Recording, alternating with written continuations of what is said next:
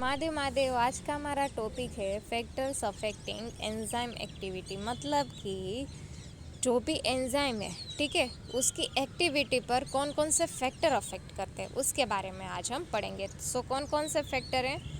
Enzyme concentration हो गया, substrate concentration, product concentration, temperature, pH, effect of activator, effect of concentration. Sorry, ये 2 बार आ गया, देखो प्रोडक्ट कंसंट्रेशन, यहाँ पे एक ही लिखो, ठीक है, and covalent modification. So first हम बात करेंगे एंजाइम कंसंट्रेशन की, कि एंजाइम का कंसंट्रेशन है वो किस तरह से अफेक्ट करेगा कोई भी एंजाइम की एक्टिविटी पर।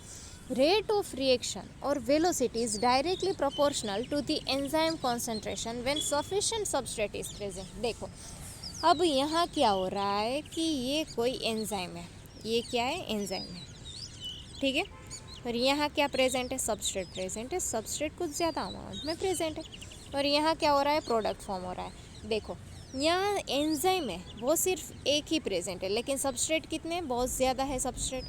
तो अब क्या होगा कि रिएक्शन का रेट है वो क्या हो जाएगा, डिक्रीज़ हो जाएगा। क्यों? क्योंकि एंजाइम सिर्फ एक है, तो सबस्ट्रेट यहाँ सिर्फ एक ही सबस्ट्रेट आके बाइंड करेगा और प्रोडक्ट फॉर्म करेगा। तो यहाँ एंजाइम का कंसंट्रेशन डिक्रीज़ है, तो रिएक्शन रेट भी क्या होगा, डिक्रीज़ होगा। लेकिन अब क्या करेंगे हम, यहाँ एंजाइम का कंसंट्रेशन क्या कर रहे हैं, बढ़ा रहे हैं, ठीक है। तो जो भी रिएक्शन है, रिएक्शन का रेट भी क्या हो जाएगा, इंक्रीज़ हो जाएगा। क्यों? अब सबस्ट्रेट ज़्यादा बाइंड हो सकते हैं। क्यों? क्योंकि ज़्यादा एंजाइम प्रेजेंट है, ठीक है, समझ में आ गया। मतलब कि जब हम एंजाइम का कॉन्सेंट्रेशन बढ़ाएंगे तो जो भी रिएक्शन का रेट है वो भी क्या हो जाएगा, इंक्रीज़ हो जाएगा, ठीक है। So velocity of reaction increase proportionally with the concentration of enzyme provided substrate concentration is unlimited. हम क्या कर रहे हैं, एज्यूम कर रहे हैं कि भाई जो सबस्ट्रेट है उसका कंसंट्रेशन कुछ ज़्यादा ही है, तो जो भी वेलोसिटी है रिएक्शन की, जो एंजाइम अगर हम ज़्यादा इंक्रीज़ करेंगे तो उसकी वेलोसिटी है वो भी क्या हो जाएगी, इंक्रीज़ हो जाएगी। और इसका यूज़ कहाँ पर है, determining the level of particular enzyme in plasma, serum और टिश्यू। मतलब कि प्लाज्मा, सीरम के अंदर, टिश्यू के अंदर कोई स्पेसिफिक आपको प्रोटीन या तो फिर आप कह सकते हैं कोई एंजाइम को डिटेक्ट करना है, ठीक है, तो आप इजीली कर सकते हैं। फिर आएगा इफेक्ट ऑफ सबस्ट्रेट कंसंट्रेशन। मतलब कि सबस्ट्रेट का कंसंट्रेशन है वो भी अफेक्ट करेगा एंजाइम एक्टिविटी पर। किस तरह से अफेक्ट करेगा, देखो, ये सबस्ट्रेट कंसंट्रेशन इज इंक्रीज्ड, मतलब कि सबस्ट्रेट कंसंट्रेशन हम बढ़ा रहे हैं। The velocity is also corresponding increased in the initial phase. मतलब कि जिस तरह से एंजाइम का था कि एंजाइम हम क्या कर रहे थे, बढ़ा रहे थे, एंजाइम हम बढ़ा रहे थे तो रिएक्शन रेट भी क्या हो रहा था, बढ़ रहा था। उसी तरह से सबस्ट्रेट भी हम अगर बढ़ाएंगे तो रिएक्शन रेट भी क्या होगा, इंक्रीज होगा, लेकिन कुछ हद तक। But the curve flatten afterwards. यहाँ देखो, ये ग्राफ आपको कुछ दिखाई दे रहा है, ठीक है, यहाँ क्या है, सबस्ट्रेट कॉन्सेंट्रेशन। यहाँ फॉर एग्जांपल सबस्ट्रेट 5 प्रेजेंट है, यहाँ 10 है, यहाँ 15 है, यहाँ 20 है, और ये क्या है, वेलोसिटी है। तो अब क्या होगा कि हम सबस्ट्रेट, यहाँ सबस्ट्रेट फॉर एग्जांपल 2 थे, यहाँ पर 4 थे, यहाँ पर 6 थे, तो कुछ टाइम तक ये रिएक्शन का रेट है वो बढ़ता जा रहा है, बढ़ता जा रहा है, बढ़ता जा रहा है, लेकिन कुछ हद तक वो क्या हो जाएगा, स्टेबल हो जाएगा, उसका रेट है वो बढ़ता नहीं है। क्यों, वो हम देखेंगे। देखो, ये क्या है, ये है एंजाइम हमारा, ठीक है, ये है हमारा एंजाइम और ये है हमारा सबस्ट्रेट। देखो, अब क्या होगा कि सबस्ट्रेट सिर्फ एक ही प्रेजेंट है, लेकिन एंजाइम तो बहुत सारे प्रेजेंट है। अब क्या होगा, ये सबस्ट्रेट बाइंड करेगा एंजाइम के साथ, लेकिन सबस्ट्रेट ही सिर्फ एक है, तो रिएक्शन रेट है वो क्या हो जाएगा, लेकिन डिक्रीज हो जाएगा। लेकिन हम क्या कर रहे हैं, सबस्ट्रेट बढ़ा रहे हैं, तो क्या होगा कि ये एंजाइम है उसके साथ सारे सबस्ट्रेट बाइंड हो रहे हैं, तो मतलब कि यहाँ जो भी रेट ऑफ रिएक्शन है वो इंक्रीज़ हो जाएगा, लेकिन कुछ हद तक इंक्रीज़ होगा। क्यों?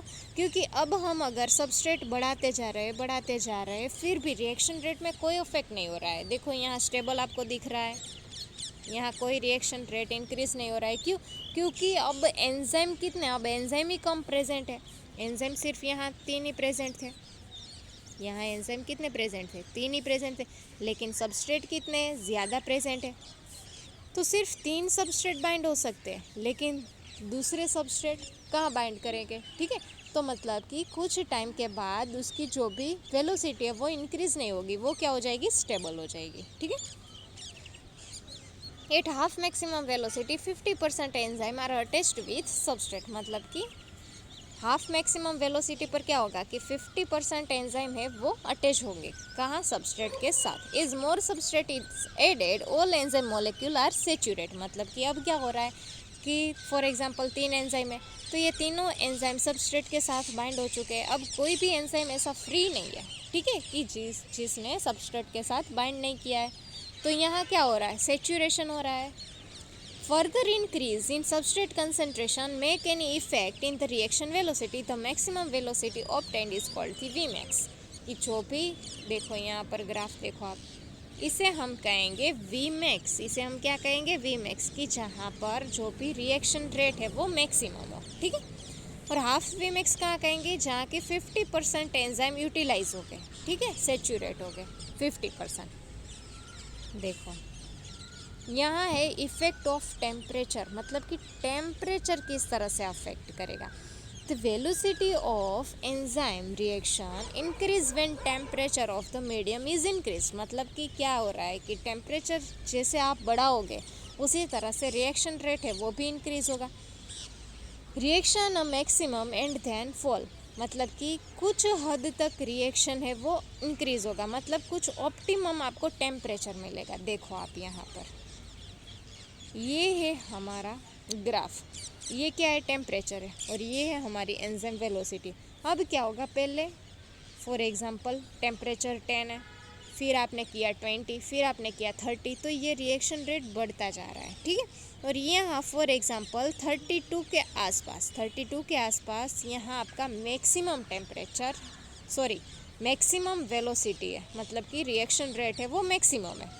फिर क्या होगा, अब आप फिर भी बढ़ा रहे हो टेम्परेचर, तो यहाँ देखो डिक्रीज होता जा रहा है, मतलब कि कुछ स्पेसिफिक टेम्परेचर पर ही आपका जो एंजाइम है वो ज़्यादा एक्टिवेट रहता है। उस टेम्परेचर को हम कहेंगे ऑप्टिमम टेम्परेचर। जिस टेम्परेचर पर ज़्यादा आपको मैक्सिमम वेलोसिटी मिल रही है उसको आप कहेंगे ऑप्टिमम टेम्परेचर, ठीक है। देखो यही लिखा हुआ है यहाँ पर भी, the temperature at which maximum amount of the substrate is converted to the product per unit time is called the optimum temperature, जहाँ आपकी maximum velocity होगी, ठीक है। As temperature is increased, more molecule get activation energy, so the reaction velocity is enhanced। क्या होगा कि आप temperature को इंक्रीज कर रहे हैं तो जो भी मोलिक्यूल है वो भी एक्टिवेट हो गए और आपका जो भी रिएक्शन रेट है वो भी एनहांस होगा। Sorry, the temperature coefficient Q10 हम यहाँ दिखा रहे हैं, ठीक है, is the factor by which the rate of catalysis is increased by rise in 10 degree centigrade temperature. देखो अब हम क्या कर रहे हैं, ये पहले 10 था, फिर हमने 10 का गैप रखा 20, फिर हमने 10 का गैप रखा 30, तो हमने देखा कि क्या हो रहा है कि ये रिएक्शन रेट है, ठीक है, वो इंक्रीज आ रहा है, लेकिन कुछ समय बाद ये इंक्रीज हो गया, लेकिन फिर क्या हो रहा है, डिक्रीज हो रहा है।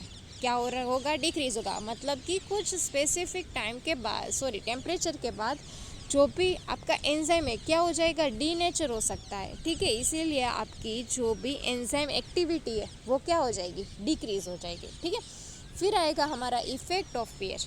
जिस तरह से टेम्परेचर इफेक्ट करता है उसी तरह से पीएच अफेक्ट करेगा। देखो एंजाइम डिफरेंट एंजाइम को डिफरेंट पीएच की रिक्वायरमेंट होती है। अगर हम बात करें कि जो भी हमारे स्टमक में एंजाइम प्रेजेंट है, ठीक है, उसको एक्टिवेट होने के लिए एसिडिक पीएच चाहिए।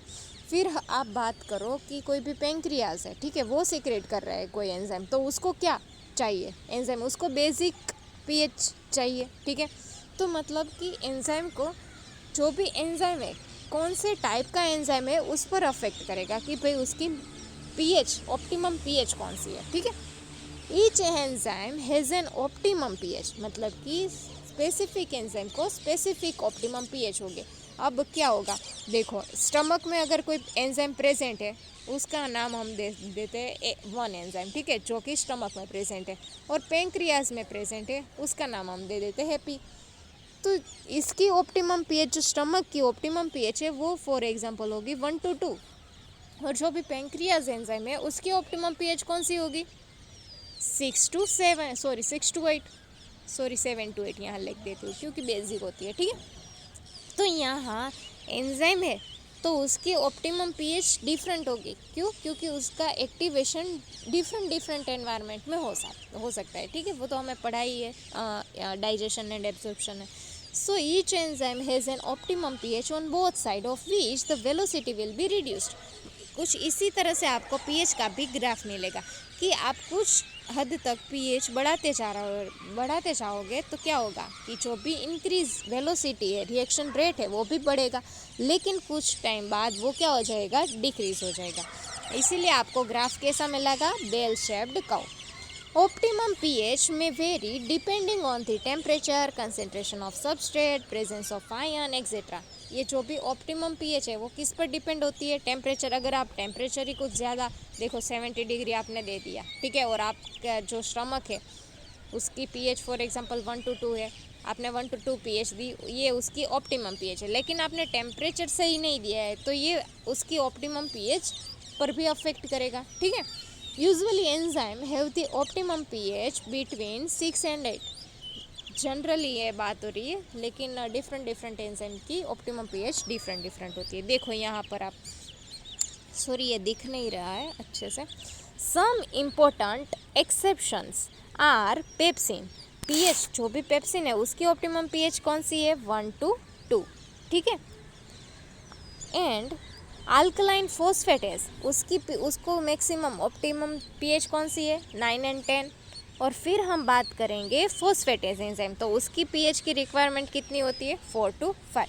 मतलब कि यहाँ जो भी पीएच है वो एंजाइम के साथ साथ बदलती है। फॉर एग्जांपल ये पेप्सिन है तो उसकी ऑप्टिमम पीएच कौन सी है, 2 है। अमाइलेज है उसकी ऑप्टिमम पीएच कौन सी है, उसकी फॉर एग्जांपल 6 और 6.5 और 7 समथिंग है। और यहाँ अल्कलाइन फॉस्फेट है उसकी पीएच फॉर एग्जांपल 11 है, ठीक है। तो मतलब कि एंजाइम पर डिपेंड करेगा कि उसकी ऑप्टिमम पीएच उसको कहाँ वर्क करना है, ठीक है। देखो फिर आएगा हमारा effect of concentration of product, मतलब कि कंसंट्रेशन है प्रोडक्ट का वो भी अफेक्ट करेगा।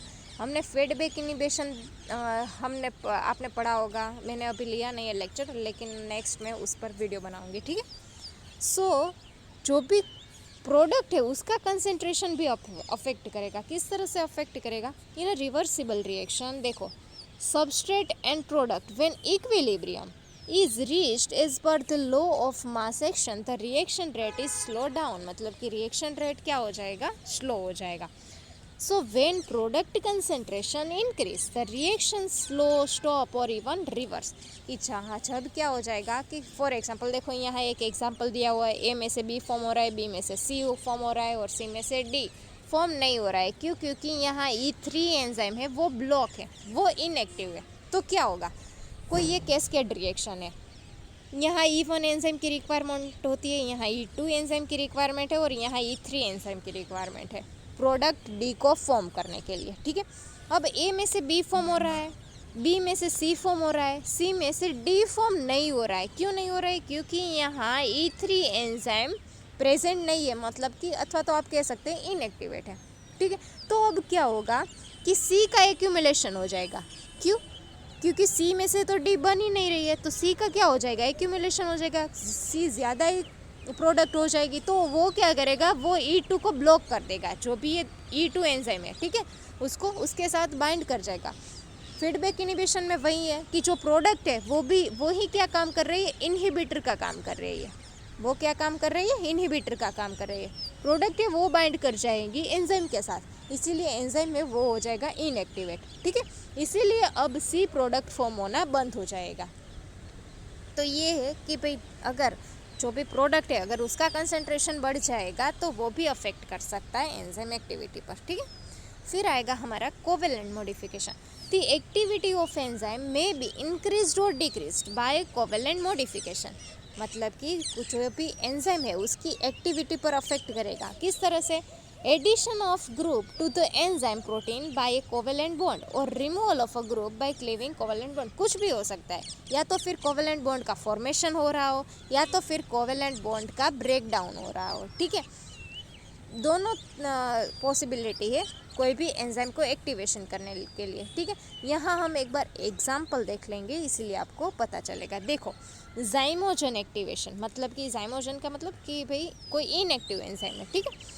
Bye partial proteolysis is an example of covalent activation. देखो बहुत सारे एंजाइम ऐसे हैं कि जिसको एक्टिवेट होने के लिए क्या होना पड़ता है, कोई बॉन्ड को ब्रेक डाउन करना पड़ता है, ठीक है। उसमें से कुछ पार्ट है वो रिमूव होगा। फॉर एग्जांपल ये क्या है, ये पूरा एंजाइम है, ठीक है, लेकिन ये है वो इनएक्टिव एंजाइम है। अगर इसको एक्टिवेट होना है तो कुछ पार्ट है उसका, उसे क्या करना होगा, रिमूव करना। देखो ये पार्ट इसने रिमूव कर दिया तो ये क्या हो गया, अब एक्टिव एंजाइम बन गया, ठीक है। मतलब कि यहाँ क्या हो रहा है कि कुछ बॉन्ड का या तो फिर फॉर्मेशन होगा। कुछ एंजाइम ऐसे होते हैं जिसको एक्टिवेट होने के लिए क्या करना पड़ता है, कोई नॉन प्रोटीन ग्रुप अगर बाइंड होगा तभी वो एक्टिवेट होते हैं। वैसे भी एंजाइम होते हैं। मतलब कि कोवेलेंट मॉडिफिकेशन में क्या होगा कि कुछ पार्ट है कोवेलेंट बॉन्ड का या तो फिर ब्रेक डाउन होगा या तो फिर कोई पार्ट अगर उसके साथ एंजाइम के साथ बाइंड हो रहा है, ठीक है। तो कोवेलेंट मॉडिफिकेशन इस तरह से अफेक्ट करेगा, ठीक है। फिर है हमारा enzyme activation in the presence of certain inorganic ion. Some enzyme show higher activity, thus chloride ion activate salivary amylase and calcium activate lipase. यहाँ क्या लिखा हुआ है कि एंजाइम एक्टिवेशन, मैंने क्या बोला कि बहुत सारे एंजाइम ऐसे होते हैं कि जिसको एक्टिवेट होने के लिए नॉन प्रोटीन पार्ट भी रिक्वायरमेंट होता है, ठीक है। अगर वो सब्सटेंस प्रेजेंट होगा, फॉर एग्जांपल यहाँ दिया हुआ है कि अगर सलाइवरी अमाइलेज को एक्टिवेट होना है तो उसको क्लोराइड आयन की रिक्वायरमेंट होती है, ठीक है। अगर क्लोराइड आयन उसके साथ बाइंड नहीं होगा, ठीक है, तो ये एंजाइम एक्टिवेट नहीं होगा। एंजाइम एक्टिवेशन के लिए क्लोराइड आयन की रिक्वायरमेंट है, ठीक है। उसी तरह से कैल्शियम है, वो एक्टिवेट करेगा किसको, लाइपेज को। अगर लाइपेज कैल्शियम प्रेजेंट है तभी लाइपेज एक्टिवेट होगा और उसका डाइजेशन हो पाएगा, ठीक है। Another type of activation is the conversion of an inactive proenzyme और zymogen to the active enzyme by splitting the single peptide bond and removal of small polypeptide from trypsinogen the active trypsin is formed all the gastrointestinal enzyme। हमें पता है कि जो भी gastrointestinal enzyme है वो जब सीक्रेट होते हैं, ठीक है, तब क्या होते हैं, इनएक्टिव फॉर्म में होते हैं। बाद में वो क्या हो गए, एक्टिव हो गए। क्यों, अगर ये पहले से ही एक्टिव हो गए, ठीक है, तो वो क्या करेंगे, वो खुद के सेल को ही क्या कर देंगे, डिस्ट्रॉय कर देंगे। इसीलिए जो भी गैस्ट्रोइंटेस्टिनल एंजाइम है वो इनएक्टिव फॉर्म में होते हैं और फिर बाद एक्टिवेट होते हैं, ठीक है। Are synthesized in the form of proenzyme and only after secretion into the alimentary canal. जब एलिमेंट्री कैनाल में वो सीक्रेट हो गए तब क्या हो गए, वो एक्टिवेट हो गए। This prevent autolysis of cellular structural protein, मतलब कि जो भी वो सेल है खुद के सेल को ही डिस्ट्रॉय ना कर दे, ठीक है। तो ये थे हमारे सारे फैक्टर्स अफेक्टिंग एंजाइम एक्टिविटी। अगर आपको कुछ डाउट हो तो आप मुझे कमेंट कर सकते हैं। Thank you.